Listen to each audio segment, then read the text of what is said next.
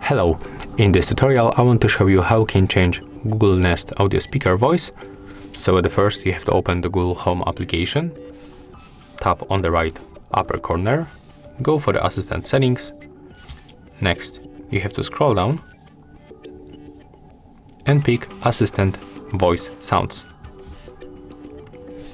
In this place we can find all available voices. Here are the voices you can pick for your Google Assistant. If you like this voice and want me to keep using it, just stop here. Here are the voices you can pick for your Google Assistant. And if you like this voice and want me to keep using it, just stop here. And as you can see, this device will be applied for these 3 devices.